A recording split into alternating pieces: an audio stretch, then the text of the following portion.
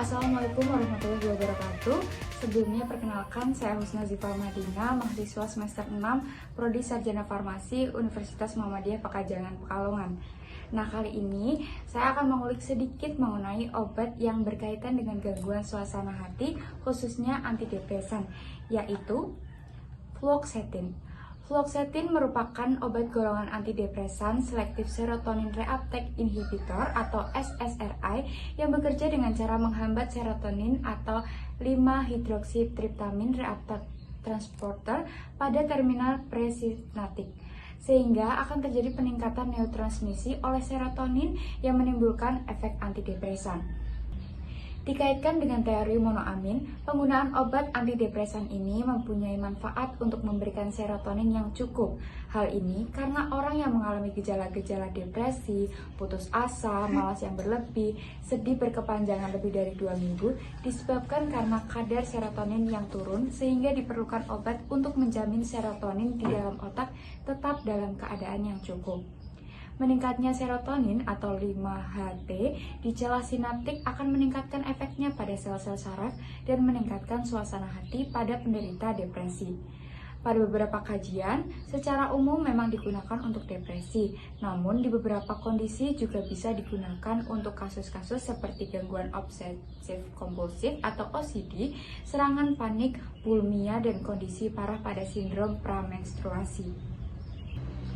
Fluoxetine ini merupakan golongan SSRI pertama yang diakui oleh FDA atau Food and Drug Administration sebagai antidepresan dan termasuk golongan yang banyak digunakan dibanding golongan antidepresan lain seperti trisiklik dan inhibitor monoamin oksidase karena lebih efektif dan lebih minim efek samping.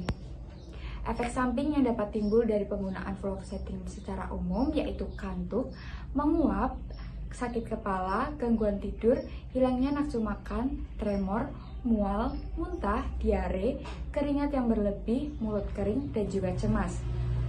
Sedangkan efek samping serius yang dapat dialami pasien yaitu sindrom serotonin, sindrom mania, hingga menurunnya kadar garam dalam tubuh.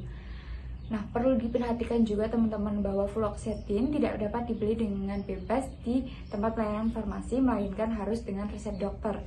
Adapun dosis fluoxetine yang diberikan dokter tergantung kondisi kesehatan dan usia pasien. Dokter juga akan mengarahkan untuk memulai pengobatan dengan dosis rendah dan secara bertahap meningkatkan dosisnya. Untuk dewasa, dosis awal diberikan 20 mg per hari, dosis dapat ditingkatkan bertahap hingga dosis maksimal 80 mg per hari.